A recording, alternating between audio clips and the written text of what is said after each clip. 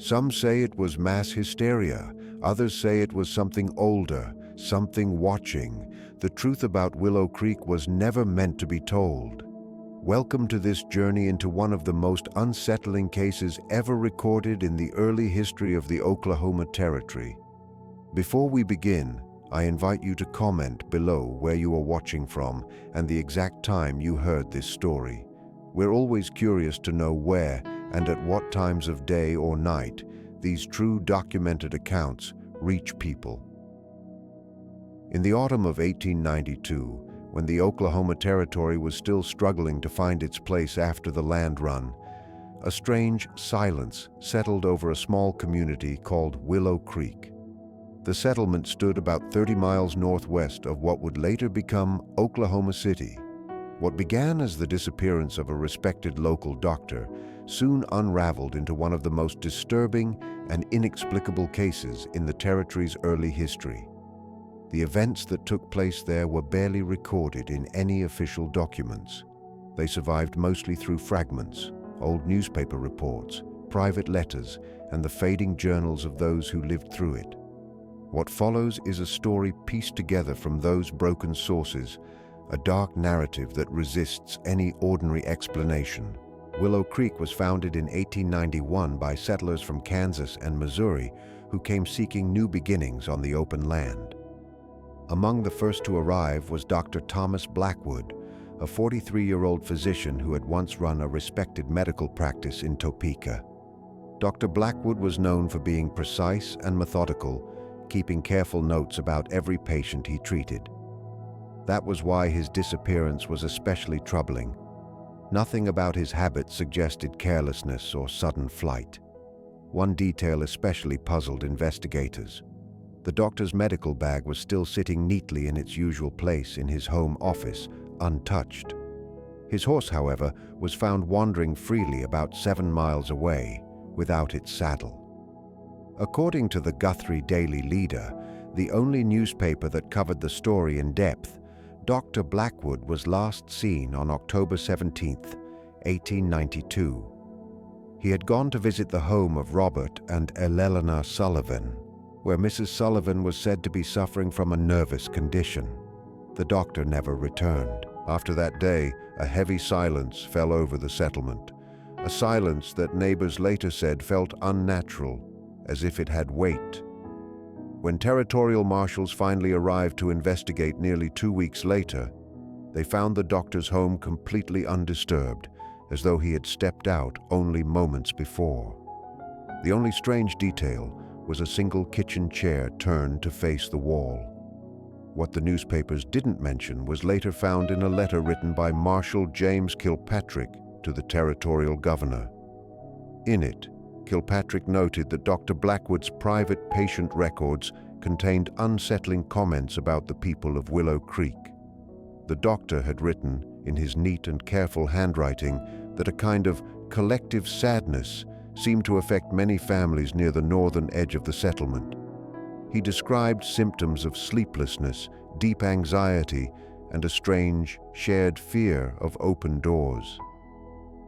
The last entry in the doctor's journal, dated October 16th, just 1 day before he vanished, contained only 5 words. The silence speaks. They listen. The Sullivan homestead stood apart from the rest, built near a dense cluster of blackjack oak trees that marked the border between the prairie and the woods.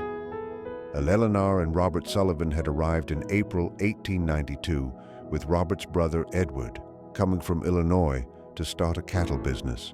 Land records show that they bought their 160 acres from a settler who had left after only a few months. The reason for his sudden departure was never recorded, though neighbors said he sold the property quickly and far below its value, as if eager to leave. The Sullivan property had an unusual feature later noted in Marshal Kilpatrick's report. 2 shallow creeks met there, forming a basin about 15 feet below the level of the prairie. During heavy rain, the basin filled with water, forming a temporary pond that locals called the Mirror because of its unnaturally still surface. According to the diary of Martha Gentry, the general store owner's wife, Eleanor, was often seen standing at the edge of this basin during rainstorms, staring into the water for hours without moving. Martha's journal provides nearly everything we know about the Sullivans. She described Mrs. Sullivan as refined but distracted, polite but distant. Elilana rarely visited town, and when she did, she avoided meeting anyone's eyes. Robert Sullivan, she said, was quiet and businesslike, while Edward Sullivan was rarely seen at all. Martha's entry from September 12, 1892 reads, "Mrs. Sullivan purchased an unusual amount of kerosene today. When I asked her about it, she said, 'They need constant light.'" The way she said constant unsettled me. Another entry from August 3, 1892 adds to the unease. "Robert came to buy nails and canvas sheeting. When I asked what for, he said they were sealing certain parts of the house to stop drafts. Strange, I thought, since it's the middle of summer. But it was his manner that troubled me more. He spoke as though repeating something memorized." The investigation into Dr. Blackwood's disappearance was short and inconclusive. Marshal Kilpatrick interviewed everyone in Willow Creek, including the Sullivans, but found no clear sign of foul play. His official report said the doctor must have become lost returning home and died on the prairie. The case was declared closed that November. Privately, however, Kilpatrick wrote something very different in his personal journal, which was discovered decades later at an estate sale. He described the Sullivan home as peculiar beyond measure. Every mirror had either been removed or covered with cloth. When Kilpatrick asked why, Robert explained that his wife found her reflection distressing due to her nerves. The marshal found the excuse believable until he noticed Robert also avoided looking into glass. Even more strange was how the Sullivans ate their meals. The three family members sat facing away from each other, each turned toward a wall. Edward told Kilpatrick this was more efficient for conversation, a statement the marshal found absurd but could not challenge without cause. What followed in Willow Creek after the doctor vanished was even more disturbing. Several residents began to report a constant feeling of being watched. Samuel Jenkins, the local blacksmith, wrote to his brother in Missouri, "Something isn't right here. The air feels heavy, as if filled with waiting. I cannot work with my back to the door anymore." By December, 3 families had abandoned their homes without explanation, leaving behind most of their belongings. Among them were the Petersons, a carpenter's family who had helped build much of Willow Creek, including its small church. A letter written by Jacob Peterson to his cousin in Nebraska, found years later, described the event that made them flee. "Mary called me to the window to see someone standing at the edge of our property. The figure did not move for nearly an hour. When I went outside to confront it, no one was there, and no footprints remained in the soft earth. When I returned, Mary said she had seen it again in a different spot, still watching. That night, they left. The winter of 1892-1893 was unusually harsh. Snow trapped the remaining families for nearly 6 weeks. When spring came, a mail carrier named Frederick Dawson found the settlement eerily silent. His report described empty homes, meals left unfinished, and belongings scattered as if people had fled suddenly. Out of the 27 original families, only 11 remained. Among the missing were the Sullivans. Dawson's report included a strange encounter.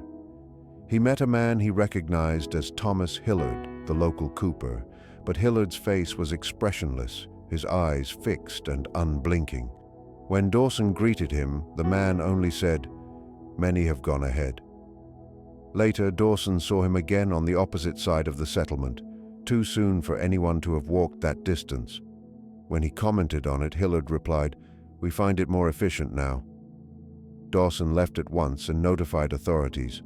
A team of marshals arrived on April 4, 1893. Their official report described the settlement as in disarray. At the Sullivan homestead, they found the livestock dead or gone, the furniture all turned toward the walls, and no signs of struggle. Deputy Marshal William Hargrove's private diary, later recovered, told more. He described a hole, a precise viewing port, cut through the wall between Robert and Eleanor's bedroom and Edward's adjoining room. Hargrove wrote, "I cannot guess its purpose, nor do I wish to." He added that the few people left in Willow Creek seemed strangely rehearsed in their speech, giving identical answers about missing neighbors. One woman, believed to be Sarah Collins, told him, "The Sullivans have gone ahead to prepare."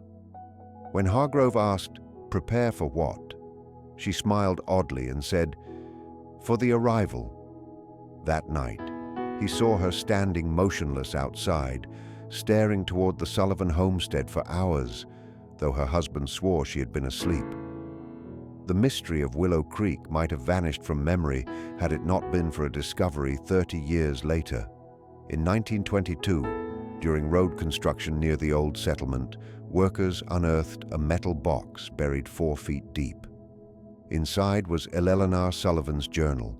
It was stored in the Oklahoma Historical Society and forgotten until 1958, when historian Margaret Bradford rediscovered it. Foreman Joseph Miller later told interviewers that the crew also found small tunnels beneath the old property. Smooth, round, about 3 feet wide, and strangely hardened, as though shaped intentionally. Some workers refused to continue after hearing sounds from inside, scraping, rhythmic, deliberate. Eleanor's journal began in April 1892 with ordinary notes about homestead life, but by June, her tone changed. She wrote of the Watchers, though she never said who or what they were.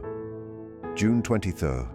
Robert says there's nothing to fear, that my nerves are only unsettled from the move, but Edward knows, he feels it too. Something is here, it observes. July 17th. The watching follows a pattern. It happens when we show emotion, when we argue and then forgive, when we remember home. They seem drawn to that. Robert says I imagine it, but he obeys my wish that we change our habits. We no longer embrace in open spaces. Edward keeps a record of when we feel it strongest. By late summer, her writing became frantic.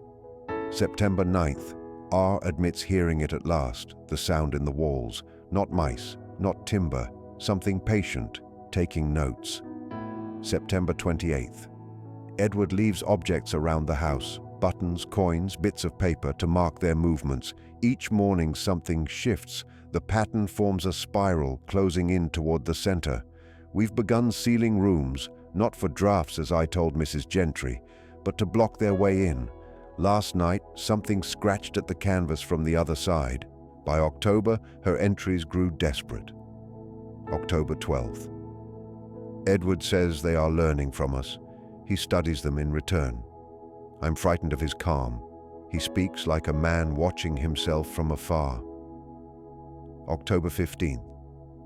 The hole he cut between our rooms terrifies me. Robert says it's for safety. But from what?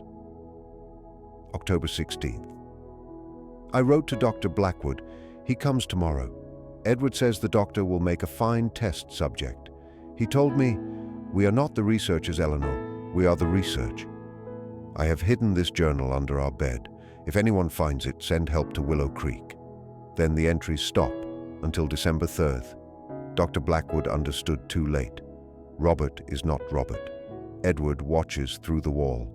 They are learning to wear our faces. The handwriting in this entry looks different, less controlled.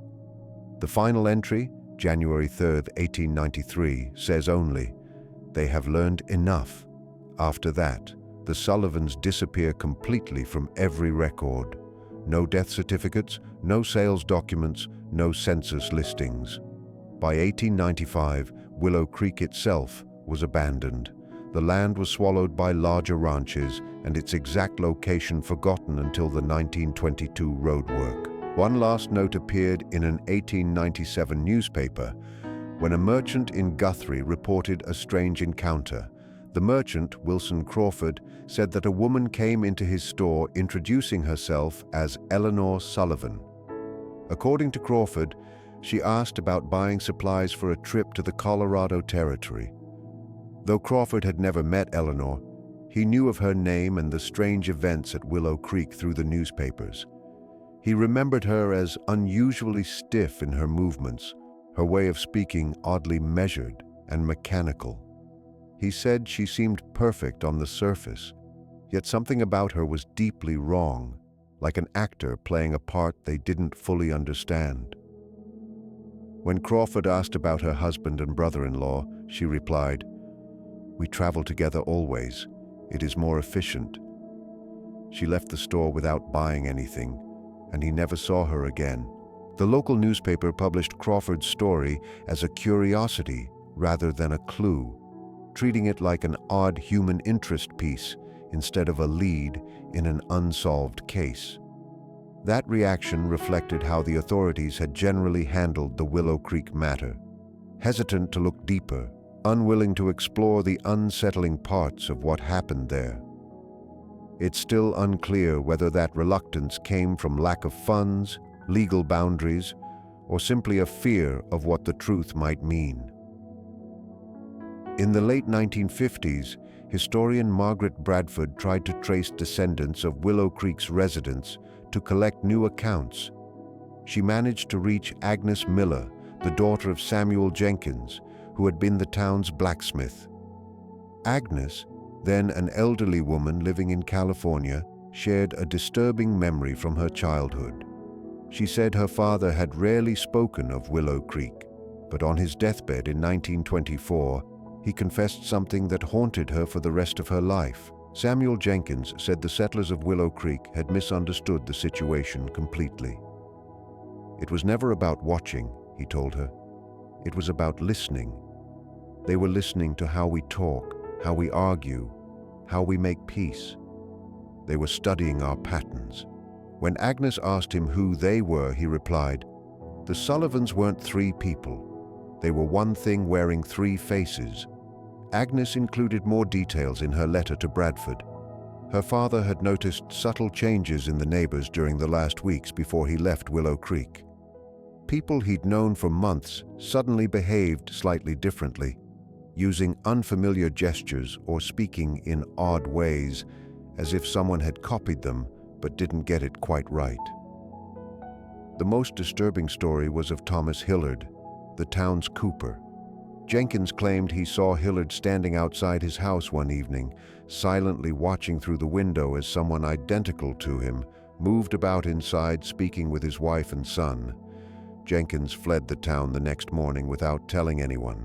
Bradford wrote in her notes that she dismissed this as the confused memory of a dying man and a child's misunderstanding.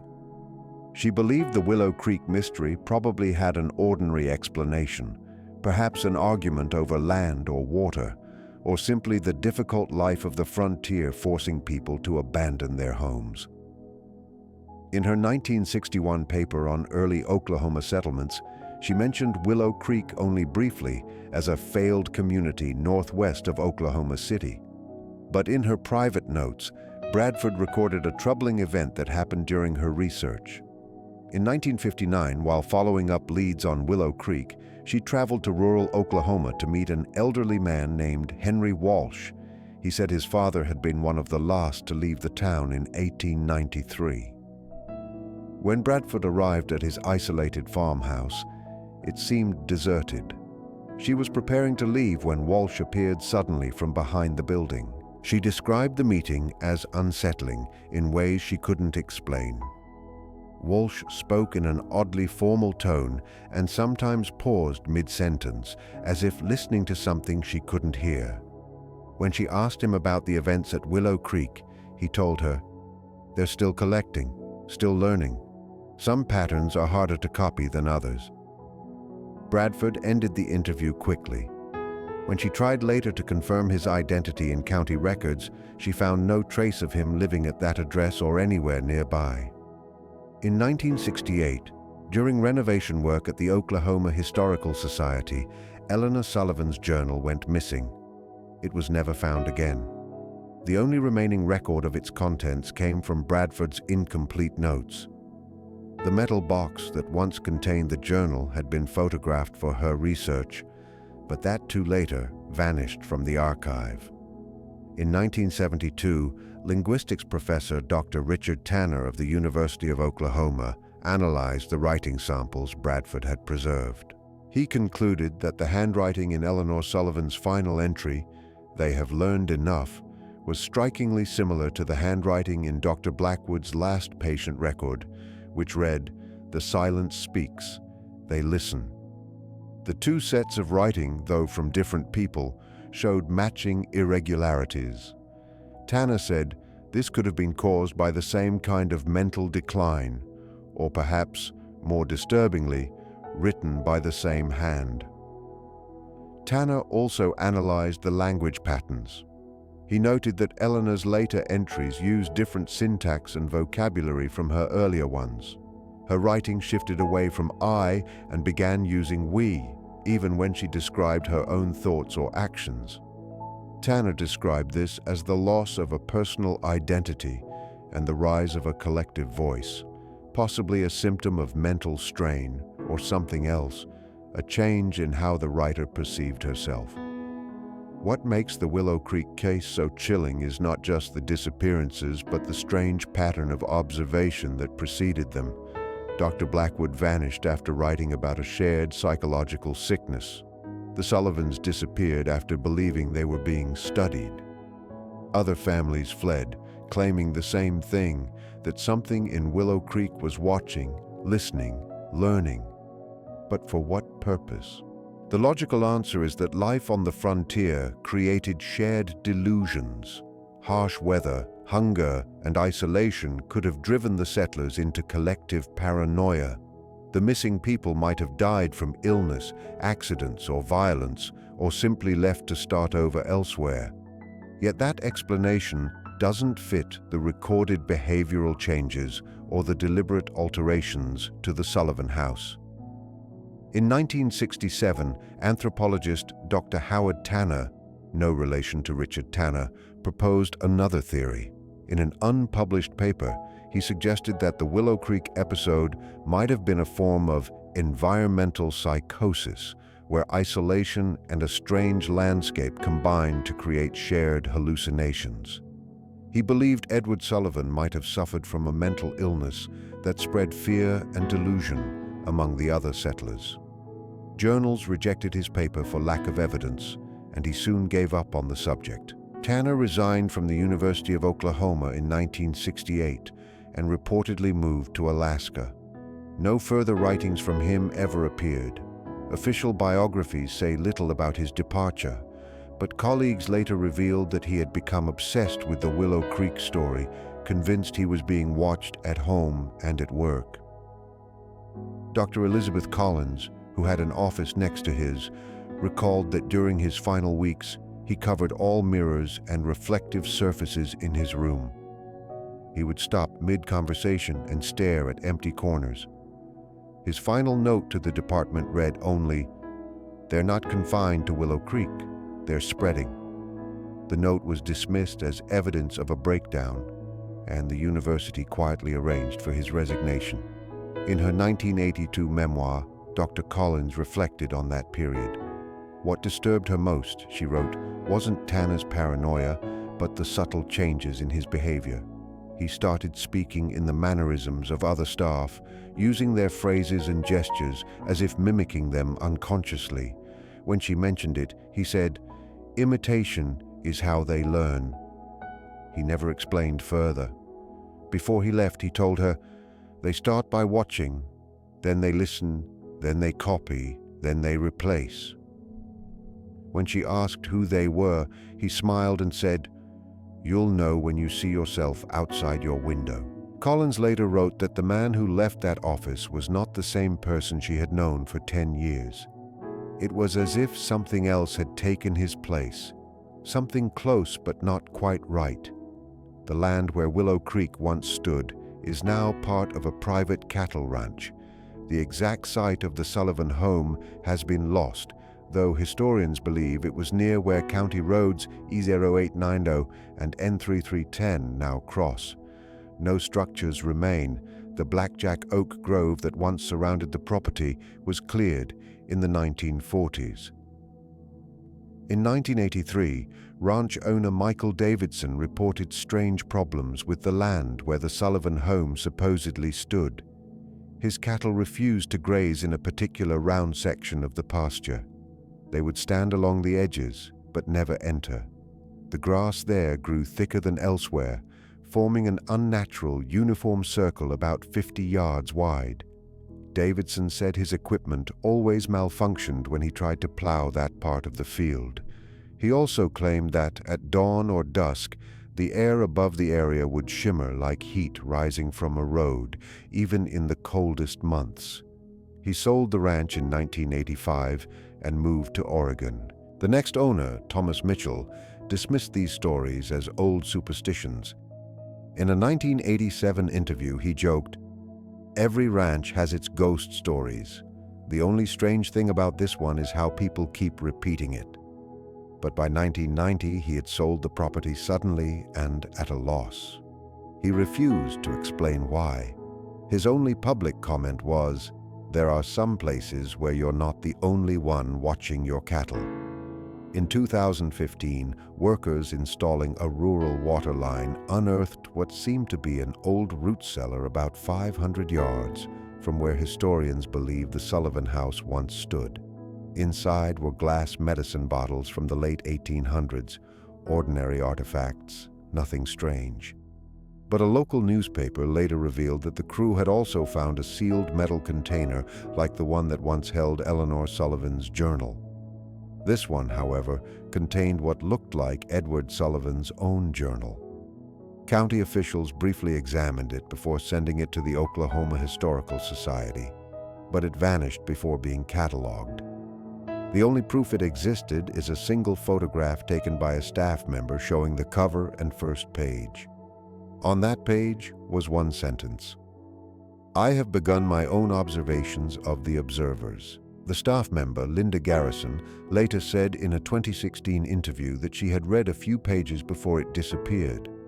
The entries were methodical, listing times, dates, and details of moments when Edward thought he and his family were being watched. The most unsettling part was his note that the watchers seemed especially focused during moments of emotional exchange. She recalled one passage almost word for word. "They pay close attention during reconciliation after conflict." Today's argument about the cattle feed and our peace afterward drew their interest for 47 minutes. They seemed to study the structure of human emotion. That same year, geologist Dr. Rebecca Martinez conducted a groundwater survey in the area and discovered strange underground formations using radar, what appeared to be a network of tunnels about 15 feet deep, spreading outward from a point matching the old Sullivan property. She asked for funding to explore further, but the county denied her request. In her final report, she wrote that the formations were growing in a pattern resembling the expansion of fungal roots. Soon after, she left her job at the Oklahoma Geological Survey. A colleague later said that she had begun acting oddly, sleeping in her office, covering her windows with foil, installing extra locks, and claiming she was being watched. Her final act was sending the university a USB drive labeled, "They're not tunnels, they're veins." The files couldn't be opened, they appeared corrupted. No one knows what became of her. What really happened in Willow Creek during the winter of 1892-1893 may never be known. The surviving records are too incomplete.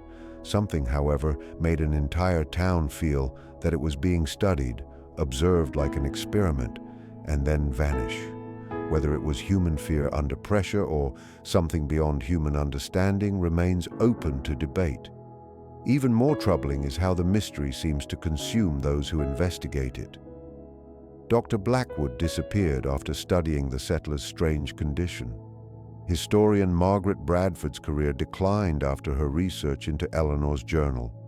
Dr. Howard Tanner abandoned his work and vanished into Alaska. The journals, the metal boxes, even the location of the town itself, all lost. When Bradford's personal papers were donated to the University of Oklahoma after her death in 1979, one entry stood out. Dated 1977, it read, I regret dismissing the Willow Creek accounts. For years, I've felt watched in my home, especially during moments of emotion with my family. My husband feels it too.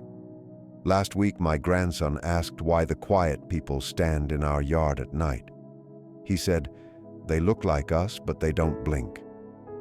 I've covered all windows and removed the mirrors. I understand now what Eleanor meant. They learn by watching. They copy by practicing. God help us if they ever perfect the imitation. After her death, her nephew William Carrington said he found her house in chaos. Words were written across the walls. They are listening, over and over in uneven handwriting. He also found a series of self-portraits arranged on her dining table. In the last photographs, her face had changed subtly, until in the final one, he said, she no longer looked like herself. It was as if someone else wore her face, but wrong, like a mask that didn't fit. It seems Willow Creek resists being understood. The more people try to study it, the more it fades, or perhaps the more it looks back. In the archives of the Oklahoma Historical Society, there remains only one photograph said to show the Sullivan home. Taken in the summer of 1892, it shows a small cabin with three figures standing close together on the porch. Their faces are blurred, their outlines nearly merging.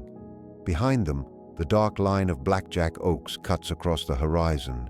At first glance, nothing seems strange, but people who study the image say that the longer you look, the more it feels as though the three figures are not facing the camera, but looking past it, at something behind the photographer.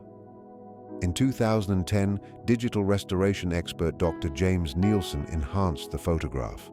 Under magnification, he saw that all three figures had the same posture, an odd coincidence for an informal picture. Closer inspection revealed something more disturbing.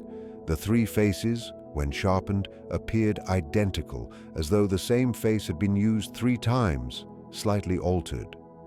Nielsen concluded it might be a photographic flaw, or perhaps, he said carefully, something done on purpose to hide what was really there. Nielsen's complete analysis was never officially published. His colleagues said he stopped the project suddenly after claiming that he had begun to sense a presence in his home, something that only moved when he wasn't looking directly at it. Soon after this unsettling experience, Nielsen left Oklahoma and moved to Washington State. He refused all future requests to speak about his research on the photograph. A former graduate assistant who had helped him later revealed that before abandoning his work, Nielsen made a disturbing discovery. In the background of the old photograph, barely visible beneath the shadow cast by the porch roof, there appeared to be a fourth figure. This figure seemed to be standing at the edge of the blackjack thicket, watching the three people on the porch. When the image was enhanced, the assistant said the fourth figure looked strangely like the other three, as though the same face had been copied onto 4 different bodies. Nielsen reportedly became obsessed with this image. He spent hours staring at it, fixated on the hidden fourth figure. The assistant recalled his last comment on the subject. "It's not watching the camera, it's watching them, and they know it's there." Deputy Marshal Hargrove, in his notes on the Willow Creek case, wrote words that may best capture the deep unease surrounding this mystery. He said, "I have faced many dangers during my years of service, armed criminals, natural disasters, and the daily hazards of territorial law enforcement, yet nothing has unsettled me as deeply as what wasn't found at Willow Creek. It is the absence that haunts me, the feeling that something was there, watching, learning, and when it had learned enough, it simply moved on." Hargrove's personal journal, found among his belongings after his death in 1916, contained additional reflections never included in official reports. In one entry dated 1897, 4 years after the investigation, he wrote, "I cannot seem to let go of the Willow Creek case, even after all this time. What troubles me most is not what we found there, but what found us." During our short stay, I had the clear feeling that our investigation was itself being watched, that as we observed the settlement, Something else was observing us, our movements, our methods, our behavior. I've only felt this sensation once again since then, while tracking fugitives near the Colorado border. I woke up in the night absolutely certain that something was moving in our camp among my sleeping deputies. I saw nothing when I rose to check, but the feeling lasted until morning. At breakfast, one of the younger men mentioned dreaming about Willow Creek, though I had never spoken of that case around him. He described the Sullivan house perfectly, down to the strange way all the furniture faced the walls. When I asked how he could know such things, he told me, "I saw it through your eyes." Later that day, he had no memory of ever saying that. The winter of 1892-1893 finally ended. Spring returned to Oklahoma Territory. New settlements grew, and life went on as it always does. But Willow Creek remained abandoned, a place people instinctively avoided.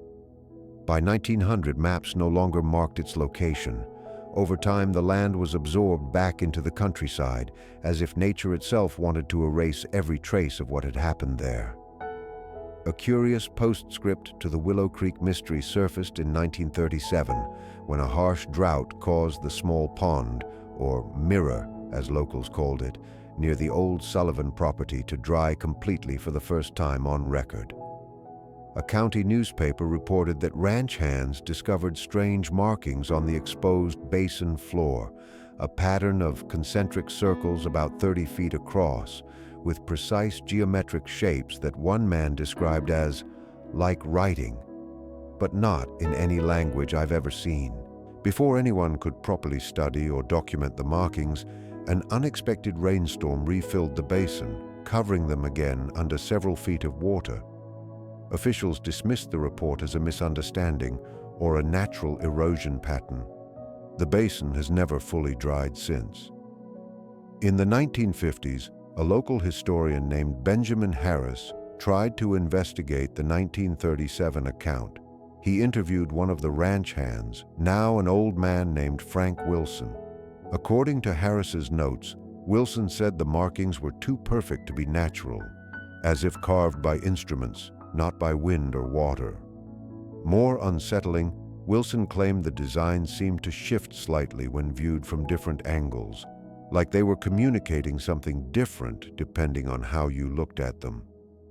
Wilson also said that after finding the markings, several of the ranch hands had identical dreams. In each dream, they stood in the center of the circles, while exact copies of themselves stood silently around the edge, watching. Even today, if you drive those quiet Oklahoma roads, you could pass the former site of Willow Creek without ever realizing it existed. The land gives no sign of the vanished settlement. Nothing remains but the story, scattered in pieces across archives, waiting for someone to study it, and perhaps in doing so to be studied in return. For those who dismiss Willow Creek as mere frontier superstition or the result of paranoia, there is one last detail worth noting. In Eleanor Sullivan's journal, preserved through Margaret Bradford's research, she wrote, "I now understand that attention goes both ways. To observe is to be observed. To listen is to be heard. I know now why the previous owner fled so quickly. He realized too late that by studying this place, he had drawn its attention to himself. We have made the same mistake. They have been watching us, learning our patterns, our arguments and reconciliations, not to become like us, but to perfect their imitation." Edward says he has seen Robert in 2 places at once. A curious document found in the Territorial Records Office in Guthrie seems to confirm this eerie claim. Dated March 1893, it was a land claim form filed by someone identifying himself as Robert Sullivan. The handwriting perfectly matched earlier documents signed by the real Robert Sullivan. The claim was for a new parcel near what is now Edmond, Oklahoma. It was never fulfilled, and there's no evidence that anyone by that name ever settled there. But one detail stands out. The form listed 4 members of the Sullivan family, not 3. A clerk named Josephine Baker noticed this discrepancy. In a margin note, she wrote, "Asked about 4th family member." According to her note, Mr. Sullivan smiled strangely and said, "We are learning to multiply." Then he left without completing the transaction. Baker also wrote that as Sullivan walked away, she saw him speaking with an identical man waiting outside. Her final note read, "Strangest thing, they moved exactly alike, like reflections in a mirror." In 1932, a government survey team mapping rural Oklahoma for an agricultural project reported an encounter near the old Willow Creek area. Their field notes, now kept in the state archives, describe seeing several people standing at the edge of a field. When the team approached, the figures stayed still. The leader, Douglas Harrison, wrote, "As we came closer, perhaps within 100 yards, I was struck by their strange appearance. Their clothes seemed decades out of date, and they remained perfectly still despite our calls. Most unnerving was the way they stood, in a perfect circle, facing outward with their backs to each other. When we reached 50 yards, they scattered suddenly, moving faster than I thought possible. When we arrived at the spot, the grass was untouched, as if no one had ever stood there." Some of the team refused to continue working in the area after that. Harrison's personal diary, discovered during an estate sale in 1978, gave even more unsettling details. He wrote that, as the figures scattered, it seemed not like they were fleeing, but forming a larger circle around his team. He felt an overwhelming instinct to withdraw. As they left, he noticed the figures had returned to their original positions, standing exactly as before, as if nothing had happened. Perhaps some mysteries truly are best left alone. Maybe the people of Willow Creek discovered something about their surroundings, or about themselves, that they could not face. Maybe the real horror of Willow Creek isn't what happened there, but the thought that it might be happening elsewhere, in other quiet towns, in other lonely places where people sense eyes on them but see no one. In 1965, sociologist Dr. Evelyn Carter conducted a survey across rural Oklahoma. As part of a study on early frontier communities, she asked residents a simple question: "Have you ever felt that you were being watched in your own home?" Her published report found that 37% said yes, far higher than the national average of 18%. What she didn't publish, however, was how those responses formed a clear pattern. The highest numbers came from a circular region about 50 miles wide, centered exactly where Willow Creek once stood. In a letter to a colleague, Carter wrote, "The pattern looks like something spreading outward from a central point like ripples in still water. The implications trouble me deeply." Her assistant, David Mitchell, later claimed that the survey included a hidden follow-up question for those who felt watched. "Have you noticed any unusual behavior in family or neighbors?" The answers were never published. Mitchell said many respondents, strangers to one another, reported eerily similar experiences: people standing motionless for long periods, individuals seen in 2 places at once, and subtle but increasing changes in familiar faces. Mitchell also revealed that Carter stopped her research after receiving an anonymous letter containing only the words, "Stop watching, they notice." The Oklahoma prairie hides many things. Its silence carries fragments of stories, half remembered and half believed. Willow Creek is only one of them, real enough to leave traces, but still impossible to fully explain. In 1999, a family driving through rural Oklahoma reported a strange encounter. They became lost after taking a wrong turn, and their GPS stopped working. They found what looked like a small town not marked on their map. Hoping for directions, they stopped at an old wooden building resembling a general store. Inside, they saw several people standing strangely still, almost mannequin-like, until they moved. When the father, James Winters, asked where they were, a man behind the counter said softly, "Willow Creek welcomes careful observers. Frightened, the family left immediately. Later, they could not find any sign of the settlement again. Officials told them no such place had existed for over a century. The Winters family moved to Colorado a month later. In an interview years afterward, Winters described the townspeople as identical, not just similar but moving and speaking in perfect unison, like copies of one person. He claimed that as they drove away, his wife noticed the same individual standing along the roadside, silently watching their car. After that night, Winters said he often woke to find his wife standing motionless at their window. She remembered none of it the next morning. The strange behavior stopped only after they moved. As with many old mysteries, the truth fades over time. The people are gone, the records decay, and all that remains are questions, and the uneasy feeling that looking too deeply into the story somehow makes it look back. If you ever travel through the Oklahoma plains, you may feel, just for a moment, that you're being watched. You'll likely dismiss it, a trick of the light, a shadow, the vastness of the land. But maybe, just maybe, it's something else. Maybe it's the echo of Willow Creek, a place where the line between watcher and watched became frighteningly thin.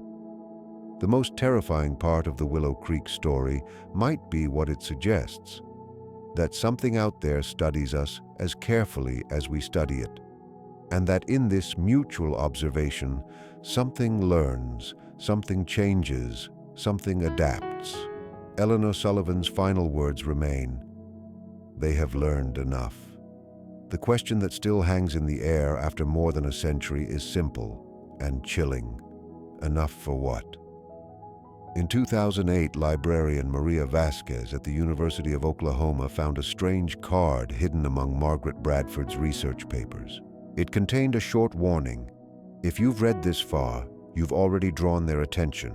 They are drawn to those who try to understand them. They begin by watching, then listening, then imitating. The final stage is replacement. Watch for the signs: unusual stillness, avoidance of mirrors, changes in handwriting, or the feeling of being watched, especially during moments of strong emotion. If you notice these things, do not investigate. To study them is to invite their study in return. The card was unsigned and undated. University staff dismissed it as a prank, but Vasquez took it seriously. She later told a graduate student that soon after finding the card, she began to experience strange things. She said she would wake at night to see her husband standing silently at the window, staring out. He remembered none of it in the morning. She also claimed that she once saw him in two places at the same time, outside in the garden and seated inside at the table. Vasquez soon requested a transfer and refused to speak about it again. Her current whereabouts are unknown. The Oklahoma Historical Society still keeps a few old materials about failed territorial settlements. Among them is a faded map showing where Willow Creek once was. In the margin, written in an unknown hand, are 3 quiet words: "They're still listening." In 2018, the Society's digital archives experienced a strange malfunction. For 6 hours, every search related to Willow Creek, the Sullivans, or Dr. Blackwood returned a blank screen with a single message: "We have learned enough." Technicians blamed a virus or hack, and the problem was fixed. But within a week, 3 staff members who worked on the issue resigned without explanation. One later told a reporter that after the glitch, he felt constantly watched in his own home and that his wife's mannerisms began to subtly change. One night, he woke to see her standing at the window. Her reflection in the glass seemed wrong, as if it were looking at him. When he said her name, both the woman at the window and the one lying in bed turned to face him. He moved his family out of the state the next day. The story of Willow Creek endures, growing and shifting as new fragments appear. Whether it is a real mystery or just the distortion of ordinary events through memory and imagination is unclear. What is clear is that it persists, alive in some way, adapting as if it too were learning. As Eleanor Sullivan once wrote, "Attention is reciprocal. Perhaps the greatest wisdom lies in knowing when to stop looking."